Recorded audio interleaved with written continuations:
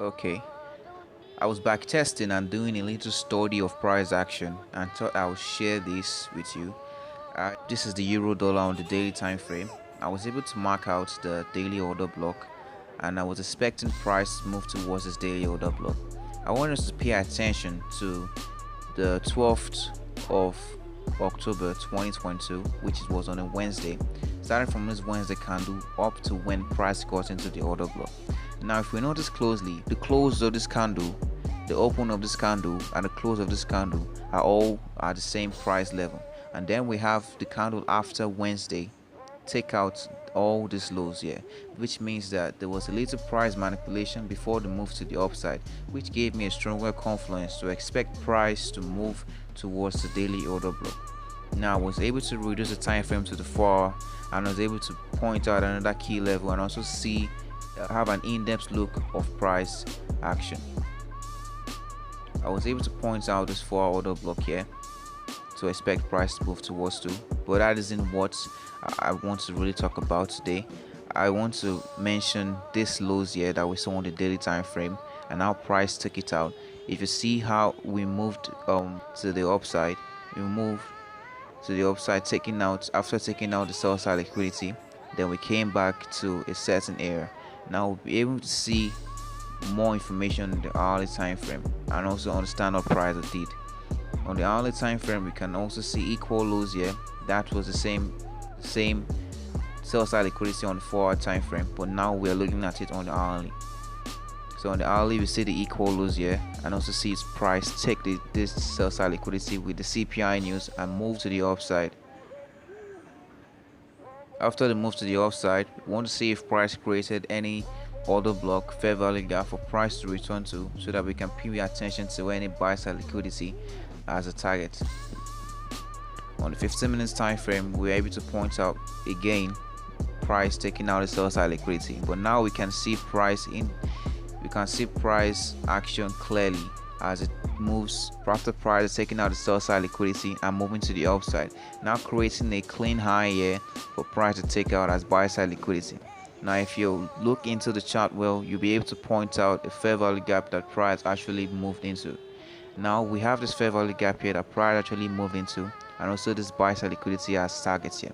But as we are looking to check for if there were any trades formed, we want to have in mind time and price. We want to use the 2 to 5 London open Q zone time and the New York open Q zone time, which is from 7 to 10, and the London close Q zone time, which is from 10 to 12 p.m. all New York time, as we look to find any trades that were available after the move into the fair value gap. Now you have delineated the time zones, which is the London open Q zone, the New York open Q zone, and the London close Q zone. The London open Q zone is the orange bar, which is the first one from 2 a.m. to 5 a.m. New York time. The New York open Q zone is the pink bar, which is from 7 a.m. to 10 a.m. New York time. And the last one, which is the blue bar, is the London close Q zone, which is from 10 a.m. to 12 p.m. New York time. This also applies to this price action that we're going to look at here. Now we're going to be considering this price action here and also using this Q zone in support of finding a possible trade entry for us to take out these buy stops or buy side liquidity here. Now if we look at this, we can find out that the Asian high and the Asian low is here, and we are waiting for the Judas swing to happen. We are just waiting for price to take out the Asian low and the Asian high. Now we can see our price has taken out this buy side liquidity here, which is the Asian high, and also taking out the sell side liquidity here was the Asian low. Now pay attention to the Q zones. Now this low was taken out in the London open Q zone, and also with the high too.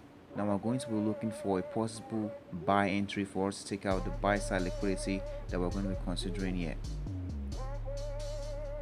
Now after the price has taken out the Asian high and the Asian low, we now are going to use the OTE to find a possible buy entry, and we're doing this in the New York open Q zone. After taking our fib from our low to the high, we're able to delineate the 70.5% retracement level and take our trade from there with the optimal trade entry, which is the aka ICT sweet spot, In our feed from there, you can see where the 70.5% retracement level is right here. Yeah, I'm pretty sure that if you reduce this time frame to the 5 minutes, you'll be able to see a 5 minutes order block, and you'll be able to take a trade from there. You can also take a trade from the 70.5 retracement level, having our stops at the last swing low. Now look at how we're able to take a 4 hour between this back testing, and we're able to take a trade from the New York open Q zone and close the trade in the London closed Q zone. Everything falling with time and price, feeding on this buy side liquidity here. If you find this video insightful, please share and thank you.